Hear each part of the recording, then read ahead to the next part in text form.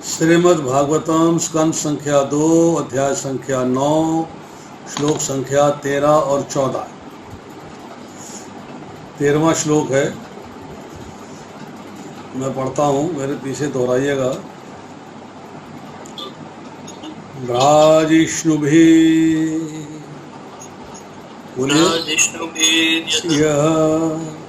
यः परितः विराजते लसत विमान अवलिभिः महात्मानां विद्योतमानः प्रमद उत्तम अद्युभिः सविद्युत अभ्रावलिभिः यथा नभ।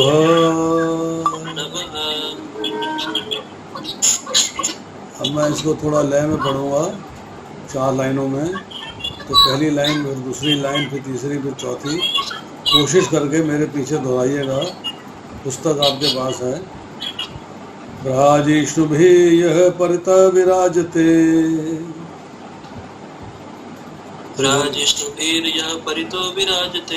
लसत विमाना अवलभिः महात्मनां विद्योतमानः प्रमद उत्तम अद्युभिः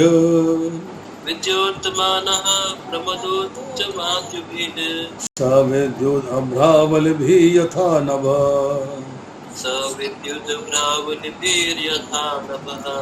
राजिष्णुभिः यः परितः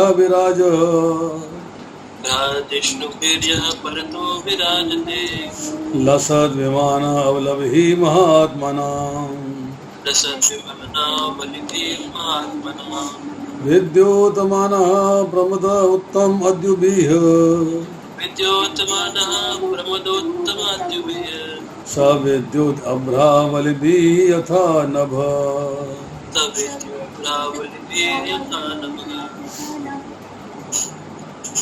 मेरा इस लाइन को बोलने के बाद फिर आपको दोहराना है। तीसरी बार करते हैं। पहले मैं लाइन बोलूँगा, आप सुनेंगे, फिर आप दोहराएंगे, मैं सुनूंगा। राजिष्णुभिः यः परितः विराजते, बोलिए। लसत विमान अवलभिः आत्मनां विद्योतमानः प्रमद उत्तम अद्युभिः सविद्युत अभ्रावलिभिः यथा नभ।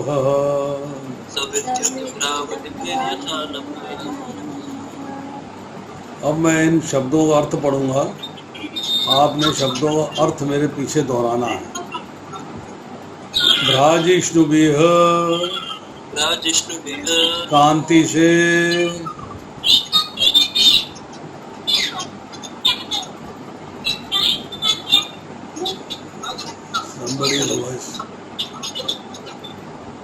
ब्राजी विष्णुभिः कांति से यह वैकुंठ लोक परितः घिरा हुआ विराजते स्थित है लसत तेजमान विमान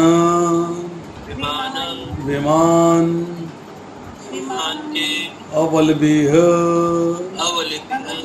समूह महाआत्मानां भगवान के महान भक्तों का विद्योतमानः बिजली के समान सुंदर प्रमद स्त्रियां उत्तम स्वर्गे अद्युबिह मुखड़ों से सब विद्युत बिजली सहित अभ्रावलबिह आकाश में बादलों से यथा जिस प्रकार नभः आकाश। अब मैं अनुवाद पढ़ता हूँ श्रील प्रभुपाद द्वारा, सब लोग मेरे पीछे दोहराएंगे। सारे वैकुंठ लोक विभिन्न चमचमाते विमानों से भी घिरे हैं। ये विमान महात्माओं या भगवत भक्तों के हैं। स्त्रियां अपने स्वर्गिक मुखमंडल के कारण बिजली के समान सुंदर लगती हैं। ये सब मिलकर ऐसी प्रतीत होती हैं मानो बादल तथा बिजली से आकाश सुशोभित हो। तात्पर्य कौन पढ़ेगा? Late somebody. जी माता जी प्लीज कंटिन्यू। ऐसा प्रतीत होता है कि वैकुंठ लोकों में चमचमाते विमान हैं, जिनमें भगवान की परमभक्त तथा बिजली के समान बुद्धिमान नैसर्गिक सुंदर स्त्रियां बैठी रहती हैं। विमानों जैसे तरह तरह के अन्य वाहन भी होंगे, किंतु वे संभवतः यंत्रों द्वारा न चलाए जाते हों, जैसा कि हमारा अनुभव इस संसार में है, जो कि हर वस्तु सच्चिदानंद स्वरूप है। अतः विमान तथा वाहन भी ब्रह्म के ही समान गुणों वाले होंगे, यद्यपि वहाँ ब्रह्मा के अतिरिक्त कुछ भी नहीं है। किंतु इसका यह गलत अर्थ नहीं समझना चाहिए कि वहाँ केवल शून्य है और विविधता नहीं है। ऐसा सोचना ज्ञान के अभाव का द्योतक है। अन्यथा ब्रह्मा में रिक्तता की ऐसी भ्रांति किसी को क्यों हो? जिस प्रकार वहाँ विमान स्त्रियां तथा पुरुष हैं, उसी तरह लोग विशेष के अनुरूप नगर, घर तथा अन्य वस्तुएं भी होती होंगी। मनुष्य को इस जगत के आधार पर दिव्य जगत के संबंध पूर्णता का आरोप नहीं करना चाहिए और वायुमंडल आकाश को काल के प्रभाव से सर्वथा मुक्त नहीं समझना चाहिए, जैसा कि पहले कहा जा चुका है। हरे कृष्ण। साथ ही श्लोक संख्या 14 करेंगे, जिसका परपट नहीं है, उसी का डिस्कशन भी साथ ही हो जाएगा। तो मैं श्लोक पढ़ता हूँ, आप सिर्फ मेरे पीछे दोहराइएगा। श्रीह यत्र रूपिणी उरुगाय श्री यत्र रूपिणी उरुगाय पादयोः करोति मानं बहुधा विभूतिभिः प्रेक्षं श्रिताया कुसुमाकर अनुगः विगीयमाना प्रिय कर्म गायति। इसका अनुवाद पढ़ता हूँ। दिव्य रूपधारी लक्ष्मी जी, बोलिए, भगवान के चरण कमलों की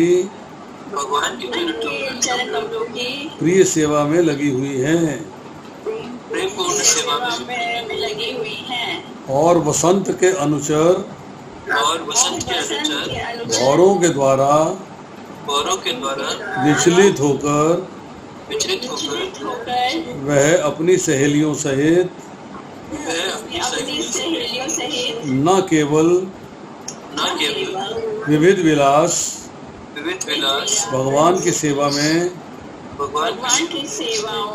तत्पर हैं, अपितु भगवान की लीलाओं का गुणगान भी कर रही हैं।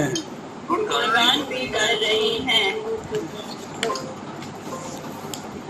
अब है आज का श्लोक कि सारे वैकुंठ लोग विभिन्न चमचमाते विमानों से घिरे हैं। सबसे पहली बात तो है कि भगवान के धाम के बारे में थोड़ा सा जान लेते हैं।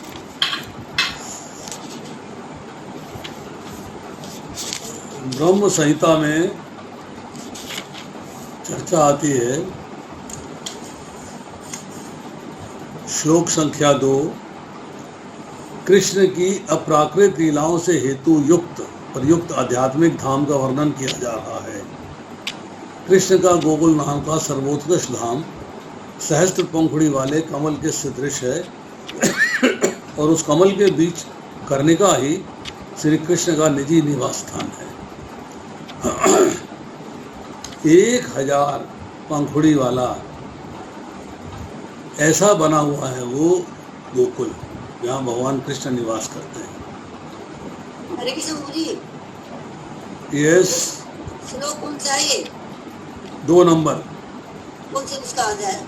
ब्रह्म संहिता श्लोक संख्या 2। कृष्ण की अप्राकृत लीलाओं युक्त हेतु युक्त आध्यात्मिक धाम का वर्णन किया जा रहा है। कृष्ण का गोकुल नामक सर्वोत्कृष्ट धाम सहस्त्र पंखुड़ी वाले कमल के सदृश है। उस कमल के बीच कर्णिका ही कृष्ण का निजी निवास स्थान है। जो सेंट्रल पोर्शन होता है कमल का, उसको कहा जा रहा है कि कर्णिका, और वही स्थान ऐसा है जहाँ भगवान कृष्ण निवास करते हैं। अब इसके बाद आती है श्लोक संख्या 3। उस चिन्मय कमल की कर्णिका में ही कृष्ण निवास करते हैं। षटकोण में यंत्र विशेष रूप में है, मतलब उसके 6 कोने हैं, जिसमें परम तत्व की प्रकृति एवं पुरुष अधिष्ठित है। तो वहाँ भगवान की सखियाँ, भगवान की शक्तियाँ और उसी कमल के अंदर जो है सारी की सारी उपस्थित हैं। सारी शक्तियों के चिन्मय स्रोत स्वयं ज्योतिर्मय कृष्ण हीरे की भांति कीलक रूप में खड़े हैं। जैसे कि सेंट्रल में एक डायमंड हो, कोई खब्बा हो डायमंड का बना हुआ, कीलक मतलब कील, सेंट्रल पॉइंट जो है, केंद्र जो है, केंद्र बिंदु जो है वो भगवान कृष्ण हैं और आसपास सारे लोग जो हैं उनके साथ कनेक्टेड वहाँ पे उपस्थित हैं। अब आती है श्लोक संख्या 4। नित्य धाम योकुल की कर्णिका ही श्री कृष्ण का निवास स्थान है। उसकी पंखुड़ियाँ कृष्ण के प्रति परम प्रेम समर्पित तथा उनकी अंशरूपा स्वजातीय गोपियों के निवास स्थान है। तो बाकी जो पंखुड़ियाँ हैं उसके ऊपर भगवान कृष्ण के प्रति जो समर्पण कर चुकी हैं, जिन्होंने उनके प्रति समर्पण कर दिया है, वो गोपियाँ वहाँ पर जो है उसी जगह पे विराजमान रहती है। माता जी, लिंक आपको मिलेगा, ब्रह्म संहिता पढ़िएगा, उसमें 4 नंबर श्लोक चल रहा है। जो सुंदर प्रकार के दीवारों से चमकते रहते हैं, उनके पत्र समूह श्री कृष्ण की परम प्रेयसी श्री राधिका के उपवन रूपी धाम हैं। जैसे हम कहते हैं कि राधा रानी का निवास स्थान आज की तारीख में जो कलयुग है, उसके अंदर हमें स्वीकार करके चलते हैं कि 84 कोस जो ब्रज परिक्रमा है, उसके अंदर का जो एरिया है, उस सारा का सारा कृष्ण और राधा रानी का धाम है।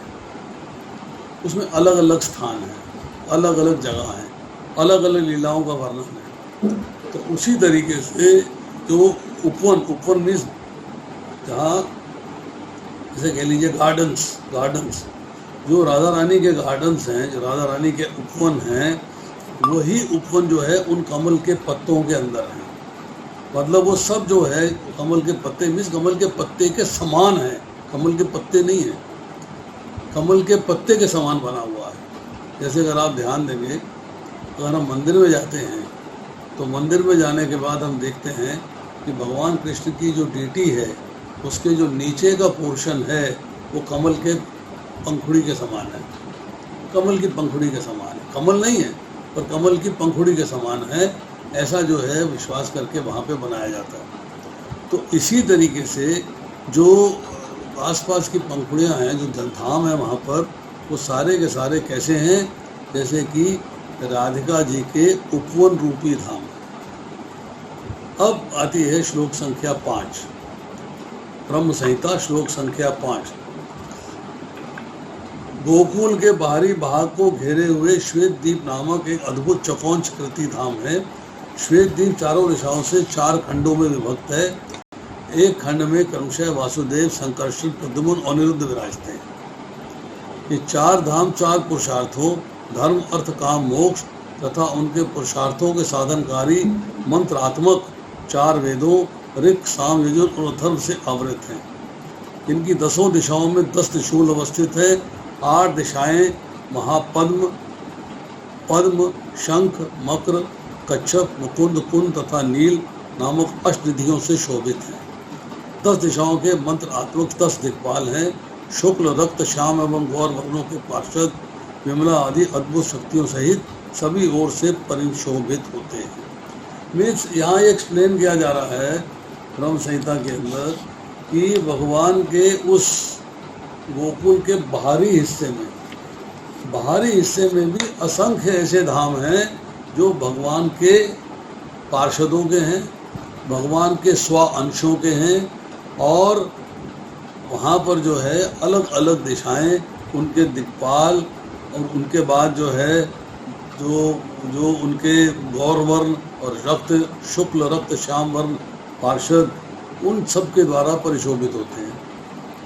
तो अगर आप जो है नक्शा देखेंगे, एक बहुत अच्छी पिक्चर बनाई है, यहाँ नहीं दिखाई जा सकती, अगर दिखा सकते हैं तो मैं बता सकता हूँ। एक जो है संसार की रचना मैंने मनीषा को दिखाई थी साहिबाबाद टेम्पल में, इफ शी रिमेंबर्स इट। तो धाम के अंदर जब हम गिरिजा नदी पार कर जाते हैं, जब गिरिजा रिवर क्रॉस कर जाते हैं तो परव्योम कहलाता है। परव्योम के अंदर जो है असंख्य वैकुंठ हैं। गोलोक वृंदावन के अलावा जितने भी भगवान के स्वांश हैं सबके धाम हैं, और सबके धाम जो है वैकुंठ कहलाते हैं। वैकुंठ का अर्थ यह है जहाँ पर कुंठा नहीं है, वैकुंठ, जहाँ कुंठा नहीं है, अर्थात भगवान के धाम ऐसे स्थान हैं जहाँ पर किसी प्रकार की टेंशन नहीं है, किसी प्रकार की चिंता नहीं है, किसी प्रकार की परेशानी नहीं है, किसी प्रकार का दुख और दर्द नहीं है। मतलब भगवान के धाम ऐसे हैं जहाँ पर कि केवल आनंद ही आनंद है, मौज ही मौज है, मज़े ही मज़े हैं। शर्त यह है कि मज़े किस प्रकार के व्यक्ति चाहता है वो उसकी चॉइस पे नहीं है, और मज़े हैं कि भगवान किस तरह के मज़े अरेंज किए हुए हैं वो आपको एंजॉय करने हैं। हम सोचें कि मुझे भौतिक संसार की तरह के मज़े वहाँ मिले, वो नहीं मिलेंगे।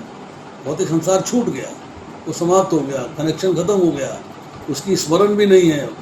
अब वहाँ पे क्या है कि भगवान के अनुसार भगवान की सेवा में लगना ही वहाँ का मज़ा है। वहाँ का आनंद क्या है कि भगवान के सानिध्य में रहना, भगवान की सेवा में लगना और उस सेवा का आनंद लेना। अब जितने भी ये वैकुंठ हैं, हर वैकुंठ के पास अपने विमान है, ट्रेवलिंग है। अगर हमने पिछली बार भी चर्चा करी थी, एक सैटरडे को हमने लेक्चर दिया था भगवान कृष्ण के प्राकट्य पे।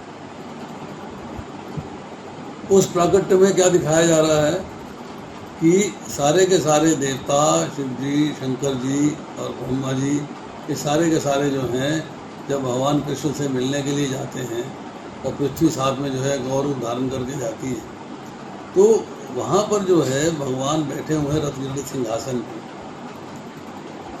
सब के सब जब वहाँ पहुँचते हैं तो क्या देखते हैं कि अलग अलग वैकुंठ अधिपति, चाहे नरसिंह भगवान हैं, चाहे रामचंद्र जी हैं, चाहे यज्ञ पुरुष हैं, या यज्ञ नारायण हैं, या नारायण हैं, वैसे भी हैं, सब के सब अपने लाभ लश्कर समेत आते हैं तो भगवान कृष्ण के शरीर में प्रवेश कर जाते हैं।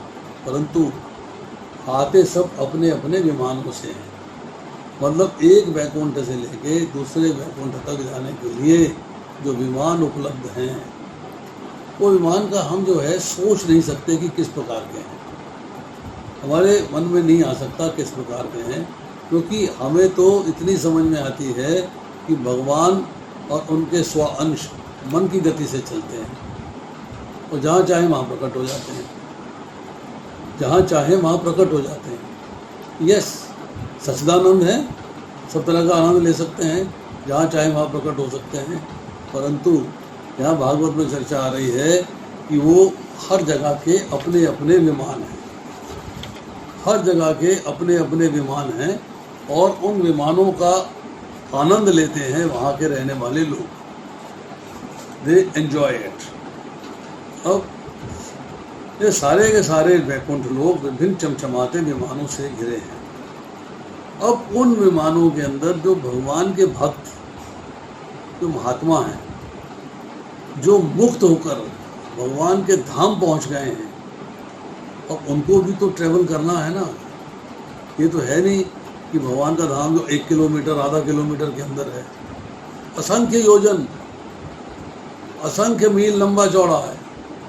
मतलब हमारी जो पृथ्वी है, ये ब्रह्मांड जो है, हमारा पृथ्वी तो ब्रह्मांड का हिस्सा है, हमारा जो ब्रह्मांड है वो भी उसका सहस्त्रांश है, 1000वां हिस्सा है, कितना बड़ा परव्योम है। अब उसमें जो महात्मा लोग हैं, जो भक्त लोग जो है मुक्त होकर भगवान के धाम पहुंच सके हैं, उनको भी तो ट्रेवल करना है। वो कैसे ट्रेवल करेंगे? तो उनके ट्रेवल करने के लिए भी विमान है। अब विमानों की क्वालिटी क्या बताई गई कि विमान जो है चमकदार है, चमचमा रहे हैं। मतलब विमानों में किसी प्रकार की भी डलनेस नहीं है, गंदगी नहीं है, हमेशा की तरह नित्य चमकते हुए फर्स्ट क्लास चमचमा करते हुए विमान आप उपस्थित है। अब दूसरी बात कही वहाँ की स्त्रियों के बारे में कि स्त्रियां अपने स्वर्गिक मुखमंडल के कारण बिजली के समान सुंदर लगती हैं और ये सब मिलकर ऐसे प्रतीत होती है मानो बादल तथा बिजली से आकाश सुशोभित हो। अब स्त्रियों की चर्चा आ रही है कि बिजली के समान। बिजली जो है, बिजली एज इट इज अगर देखा जाए, उसका तो कोई फॉर्म नहीं होता, कोई रूप नहीं होता, जो तार के अंदर चल रही है आज की डेट में देखें तो वहाँ उस बिजली की चर्चा नहीं होती। वहाँ बिजली का चर्चा का अर्थ यह है कि उसके अंदर जो तेज है, जो रोशनी है, जो उसके अंदर तेजोमय संसार है, जहाँ पर कि उसकी ब्राइटनेस है, वो ब्राइटनेस जो है स्त्रियों के मुखमंडल पे दिखती है। Their faces are bright, superbly bright. मतलब ऐसे चमकदार चेहरे होते हैं, ऐसे जैसे कि हम कहें कि बिजली के समान सुंदर है। एक उपमा दे दी गई, वो बिजली के समान सुंदर है। और जब असंख्य स्त्रियां हैं वहाँ पर, एक नहीं है, भगवान के धाम में असंख्य ऐसे जीव हैं जो उनके पास ऑलरेडी पहले उपस्थित थे, और कुछ ऐसे हैं जो कि भौतिक संसार में सुख दुख भोगने के बाद भगवान के धाम में मुक्त होकर पहुँचे हैं, और वो भी वहाँ पर जो है जब भगवान जैसा रूप प्राप्त करते हैं, स्त्रियाँ जो हैं सुंदर रूप प्राप्त करती हैं, तो उनके चेहरे पे चमक होती है। जब हम मुक्ति की बात करते हैं, मुक्ति का अर्थ यह है कि आप भौतिक संसार के कलमश से मुक्त होकर, जन्म मृत्यु जरा व्याधि कर्मों के फल से मुक्त होकर आप भगवान के धाम चले गए। अब भगवान के धाम चले गए। अगर आपने प्रार्थना करी है भगवान के धाम में जाके, अभी आपकी मुक्ति उतनी ज़्यादा नहीं है, आप ब्रह्म ज्योति में ही रहेंगे। ये आपको हो गया है सालोक्य, कि आपको उस लोक में स्थान तो मिला है, परंतु भगवान के निकट नहीं मिला है, भगवान के निकट स्थान नहीं मिला है। अब आपकी भक्ति और हाई लेवल की थी, तो आपको उस लोक में जाने के बाद, वैकुंठ लोकों में जाने के बाद, वो लोक में जाने के बाद आपको स्थान मिलता है भगवान के नज़दीक। इसे कहते हैं सामीप्य मुक्ति। सामीप्य, भगवान के समीप हैं आप। अब भगवान के समीप हैं, अब आपको क्या चाहिए? मुझे चाहिए भगवान जैसा रूप। आप प्रार्थना नहीं कर सकते, मतलब सॉरी मैंने यहाँ कहा मुझे चाहिए, मतलब भगवान चाहते हैं कि आपकी भक्ति के अनुसार, आपके समर्पण के अनुसार अपने जैसा रूप प्रदान कर देते हैं। तो आपको भगवान जैसा रूप प्राप्त हो गया। 4 भुजाधारी हो गए, 2 भुजाधारी हो गए, भगवान का रूप प्राप्त हो गया। अब आपको भगवान जैसा ऐश्वर्य प्राप्त होता है। ऐश्वर्य मतलब साष्टी। अब आप भगवान जैसा ऐश्वर्य भोगते हैं। तो ऐसी जो स्त्रियां गई हैं वो एक से एक सुंदर बनती चली जाती हैं। कैसे? जैसे लक्ष्मी जी हैं। लक्ष्मी जी के समान सारूप्य, लक्ष्मी जी के समान ऐश्वर्य, साष्टी, मतलब लक्ष्मी जी के समान उनका स्वरूप हो जाता है। उसका क्या होता है कि उनका मुखमंडल चमकदार है, ब्राइटनेस है, ऐसे लगता है कि उसमें से रोशनी निकल के आ रही है। अब यहाँ कहा जा रहा है कि बादल तथा बिजली से आकाश सुशोभित हो। अब बादल पिछले श्लोक में कहा गया है कि बैकुंठ लोक के वासियों को प्रभापूर्ण श्याम वर्ण का बताया गया है। बैकुंठ लोक के वासी वहाँ जाने के बाद जब उनको रूप मिलता है, फॉर्म मिलती है, तो उनका रंग कैसा होता है? बादलों की तरह, मेघ की तरह। मेघ की तरह जो है श्याम वर्ण है। आंखें कमल पुष्प के समान हैं, वस्त्र पीले रंग के हैं, उनके अंग प्रत्यंग अत्यंत आकर्षक हैं, वे तरुण हैं। अब इस तरह का रूप जब स्त्रियों के पास है, अब मान लीजिए हम ये प्रिज्यूम करके चलते हैं कि वहाँ के वासी हैं, चाहे वो स्त्रियाँ हों और चाहे पुरुष हों, उनका कलर जो है वो गोरा ना होके कैसा है? उसका कलर है श्याम वर्ण।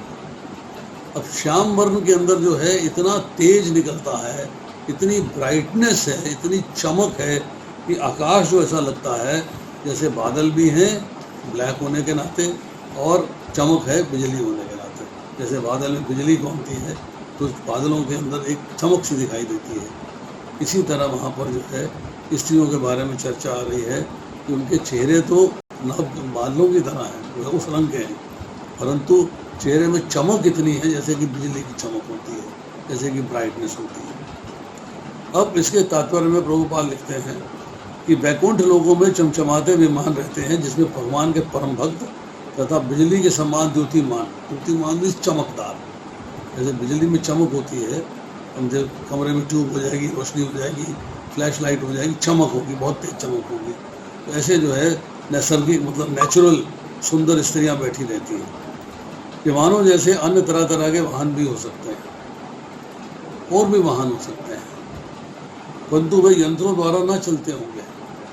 अब वहाँ पेट्रोल तो है नहीं, पेट्रोल कहाँ है? वहाँ पेट्रोल तो है नहीं, वहाँ डीजल है नहीं, सीएनजी है नहीं, तो कैसे चलते होंगे? मन से चलते हैं, वो इच्छा से चलते हैं। चिंतामणि धाम है, उसमें आपको किसी पेट्रोल की, किसी फ्यूल की जरूरत नहीं है। तो फ्यूल एक ही है, डिज़ायर। आपने कहा विमान में बैठे, विमान को मुझे उस लोक में लेके जाना है, विमान उस लोक को चल देगा। यहाँ प्रभुपाद जो लिख रहे हैं, किंतु वे यंत्रों द्वारा न चलते होंगे, क्योंकि हर वस्तु सच्चिदानंद स्वरूप है, सच्चिदानंद है, सच्चित आनंद। अतः विमान तथा वाहन भी ब्रह्म के समान होंगे। ब्रह्म मतलब भगवान। जैसे भगवान की शक्तियाँ हैं, ऐसी शक्तियाँ विमानों के अंदर भी हैं। मन की गति से चल देते हैं, आपकी सोच की गति से चलते हैं, आपके विचार करने की गति से चलते हैं। जैसा आप चाहते हैं वैसी मूवमेंट करते हैं। यद्यपि वहाँ ब्रह्म के अतिरिक्त कुछ भी नहीं है, किंतु इसका यह अर्थ नहीं है कि वहाँ केवल शून्य है, मतलब जीरो नहीं है कि कुछ भी नहीं है, भगवान है तो और कुछ है ही नहीं। भगवान की शक्ति स्वरूप असंख्य चीज़ें हैं वहाँ पर। जैसे जैसे उनसे भगवान एंजॉय करना चाहते हैं, वैसी असंख्य वस्तुएं वहाँ पर, वो भगवान की शक्ति का ही स्वरूप है। इसलिए ऐसा सोचना ज्ञान के अभाव का द्योतक है। अगर आप ऐसा सोचते हो कि वहाँ भगवान के सिवाय और कुछ नहीं है, तो यू आर इग्नोरेंट, आप में अज्ञान है, आप में ज्ञान नहीं है। अगर ब्रह्म में ऐसी रिक्तता की भ्रांति किसी को क्यों हो कि ब्रह्म अर्थात भगवान के धाम में भगवान के अलावा और कुछ नहीं है, ऐसा विचार भी आपके मन में नहीं आना चाहिए, सोच नहीं आनी चाहिए। जिस प्रकार वहाँ विमान, स्त्रियाँ तथा पुरुष हैं, उसी तरह नगर, घर तथा लोग, विशेष रूप अन्य वस्तुएं भी होती होंगी। जब जो लोग वहाँ पर हैं कहीं तो रहते होंगे, इसीलिए भगवान के धाम में कहा जा रहा है असंख्य अट्टालिकाएं, असंख्य वीथियाँ, मतलब सुंदर से सुंदर सड़कें, गलियाँ जो अलग तरीके के बने, रत्नों से बनी हुई हैं, हीरे जवाहरात से बनी हुई हैं। उसमें जो है हमारी तरह ईंट पत्थर नहीं लगे हुए, भौतिक संसार का लेश मात्र भी पुट नहीं है वहाँ पर। वहाँ पर ऐसा है कि एक से एक बढ़िया वस्तु, एक से एक बढ़िया चीज़ वहाँ पर उपलब्ध है। मनुष्य को इस जगत के आधार पर दिव्य जगत के संबंध में अपूर्णता का आरोप नहीं करना चाहिए। आप इस भौतिक संसार से भगवान के धाम को कंपेयर मत करिएगा। वो धाम प्राकृत है, मतलब नेचुरल है। हमारा ये धाम अप्राकृत है, अननेचुरल है, डुप्लीकेट है, प्रतिभू है। जो नेचुरल धाम है उसकी हम इमेजिनेशन नहीं कर सकते। हाँ, इतना इमेजिन करते हैं कि दिव्य है, ट्रांसेंडेंटल है, चिंतामणि है, वहाँ पर सब जो है आपकी डिज़ायर्स फुलफिल होती हैं, ऑल डिज़ायर्स फुलफिल। वहाँ की गौएँ जो हैं सुरभि हैं, जब चाहें तब दूध देती हैं, वो असंख्य दूध देती हैं, कोई लिमिट नहीं है उसकी, और आपकी हर इच्छा को संपूर्ण करती हैं। तो उस धाम को आप इस धाम से कंपेयर नहीं कर सकते। अब आगे लिखते हैं प्रभुपाद, और वायुमंडल आकाश को काल के प्रभाव से सर्वथा मुक्त मानना चाहिए, जैसा कि कहा जा रहा है कि हम जब गिरजा नदी पार कर जाते हैं और परव्योम की बात करते हैं, तो उस जगह पे जो नभ है, उसमें जो मंडल है, वो इस आकाश जैसा नहीं है। It's a different thing, absolutely different. वहाँ की धरती एब्सोल्युटली, धरती ऐसी धरती नहीं है जैसी यहाँ है। पर आफ्टर ऑल अगर जीव रहते हैं वहाँ पर, भगवान के दास हैं, भक्त हैं, महात्मा हैं, कहीं तो चलते होंगे कि हवा में उड़ते रहते हैं, हवा में खड़े रहते हैं, वहाँ भी धरती है, परंतु वो धरती इस भौतिक संसार की धरती की तरह नहीं है। वो नभ, वो हवा, सांस लेते होंगे, हवा भी है, जल भी है। तो वो सारी वस्तुएं जो हम ये पांच, पृथ्वी, जल, अग्नि, वायु, आकाश यहाँ देखते हैं, वो यहाँ जैसे नहीं है, उससे डिफरेंट है। वो हमारी इमेजिनेशन से परे है, हम उसको इमेजिन नहीं कर सकते, हम सोच नहीं सकते कि वो कैसे होंगे। वो हमारी इंद्रियों के चिंतन से परे हैं, वो इसलिए अचिंत कहलाते हैं। 14वें श्लोक के अनुवाद में लिखते हैं, दिव्य रूपधारी लक्ष्मी जी भगवान के चरण कमलों की प्रिय सेवा में लगी हुई और वसंत के अनुचर भौरों के द्वारा विचलित होकर अपनी सहेलियों सहित भगवान की सेवा में तत्पर है, अपितु भगवान की लीलाओं का गुणगान भी कर रही है। अब भगवान के अंदर असंख्य विस्तार है, तो असंख्य लक्ष्मियाँ हैं। तो जो महालक्ष्मी है वो राधा जी के वाम अंग से प्रकट हुई है, राधा जी के वाम अंग से प्रकट हुई है। जो समुद्र लक्ष्मी है, जो अमृत मंथन के समय निकली है, वो क्षीरोदकशाही विष्णु की सहचरी है, उनके साथ रहती है, उनकी चरण दबाती है। यहाँ जनरल चर्चा आई, जनरल चर्चा क्या आई कि लक्ष्मी जो है वो भगवान के चरण कमलों की प्रिय सेवा में लगी हुई है और वसंत के अनुचर भौरों द्वारा विचलित होकर। अब लक्ष्मियों को डिस्टर्ब कौन कर रहा है? सेवा में लगी हुई है, आप भी सेवा में लगे रहते हो भगवान की, और कहीं ना कहीं डिस्टर्बेंस आती है। हमारी डिस्टर्बेंस भौतिक तरीके की है, किसी ने घंटी बजा दी, बच्चा रो दिया, किसी ने आवाज़ लगा दी, मशीन चलने की आवाज़ आ गई। मतलब हमारी जो डिस्टर्बेंसेस हैं वो अलग किस्म की हैं। हालांकि हम भी भगवान की सेवा करने का प्रयास करते हैं, पर वहाँ लक्ष्मी जी दिव्य स्वरूप है उनका, वो जो भगवान के चरण कमलों की सेवा कर रही हैं, उन्हें डिस्टर्ब कौन करता है? उन्हें डिस्टर्ब करता है भंवरे। वो भंवरे जो भगवान के पास जाना चाहते हैं, जो भगवान के पास जाना चाहते हैं, और वसंत का जो फूल होते हैं, वसंत में जो बहुत फूल खिलते हैं, वसंत का मौसम जो होता है वो फूलों का मौसम होता है। वसंत में जो फूल खिलते हैं उनका रस लेके आते हैं और भगवान के पास जाना चाहते हैं समर्पण करने के लिए। उन भंवले जो हैं वो उनकी बम्बलबी की जो आवाज़ होती है, जो उनके पंखों की आवाज़ होती है पर वो जो है लक्ष्मी जी को डिस्टर्ब करती है। लक्ष्मी जी उससे विचलित हो जाती है, परंतु विचलित होने के बावजूद सेवा में लगी रहती है। और फिर सेवा में लगे लगे एक काम और भी करती हैं कि अपनी जीवा से, अपनी वाणी से भगवान की लीलाओं का गुणगान करती रहती हैं। भगवान की लीलाओं का गुणगान करती रहती हैं। ये एक एडवांटेज है। इस लाइन को समझना चाहिए कि हम भी भगवान की सेवा करते हुए, कार्य करते हुए भगवान की लीलाओं का गुणगान कर सकते हैं। कैसे? कुछ नहीं करें, कम से कम कोई भी कार्य करते हो तो हमारे मुख में, हमारे जिह्वा पे हरे कृष्ण महामंत्र तो हो सकता है। उसको बोलते रहें, सेवा करते रहें, बोलते रहें, सेवा करते रहें। संख्या माला से जप नहीं हो रहा है, एग्रीड। उस वक्त हम जप नहीं कर रहे हैं, खाना बना रहे हैं, कपड़े धो रहे हैं, सफाई कर रहे हैं, डस्टिंग कर रहे हैं, कपड़े तय कर रहे हैं, इस्त्री कर रहे हैं, तो दसियों काम होते हैं घर के, स्त्रियाँ करती हैं। पर हमारी वाणी जो है वो तो उस वक्त वो काम नहीं कर रही ना, तो वाणी से हम जो है भगवान के नामों का उच्चारण कर सकते हैं। हरे कृष्ण महामंत्र बोले जा सकते हैं, लगातार बोले जा सकते हैं। कोई भी कार्य कर रहे हैं, कार्य बोलते रहिएगा, कार्य कर रहे हैं बोलते रहिएगा। उससे क्या है, भगवान का स्मरण हर क्षण आपके मन में होता रहेगा, आप उसमें व्यस्त रहेंगे। तो भगवान की लीलाओं का गुणगान करना जो है आवश्यक है। अब वो कैसे करना है, कब करना है, ये डिसीजन हमारा है। हम कहते हैं अच्छा शाम को आधा घंटा रख दिया मैंने, तब करूँगा गुणगान। सारा दिन क्यों नहीं भाई, शाम को आधा घंटा ही क्यों, व्हाई नॉट होल डे। तो यूँ हमें आर्ट सीखनी है, वो हमें जो है सीखना है कि हम किस तरीके से भगवान का गुणगान सोते जागते कर सकते हैं। सोते जागते का मतलब है सोने से पहले तो हरे कृष्ण महामंत्र का उच्चारण करने के बाद फिर सोएं, और जागते ही फिर उच्चारण करें, और सारा दिन उच्चारण चलता रहे। जब माला जपने का टाइम है तब संख्या से माला जप लें, वो एक नियम है, उस नियम का पालन करना है।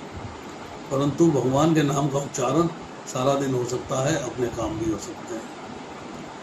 आज इतना ही, शेष फिर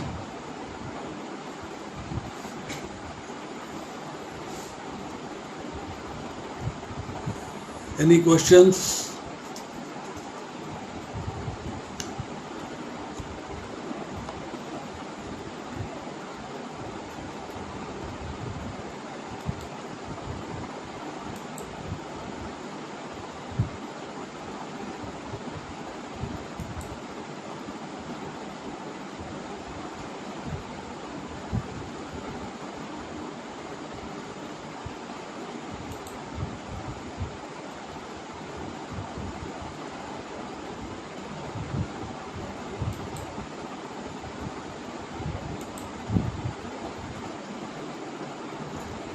यस प्रभु। मनीषा माता जी का कोई सवाल है, मेरा ख्याल है अनम्यूट नहीं कर पा रही हूँ।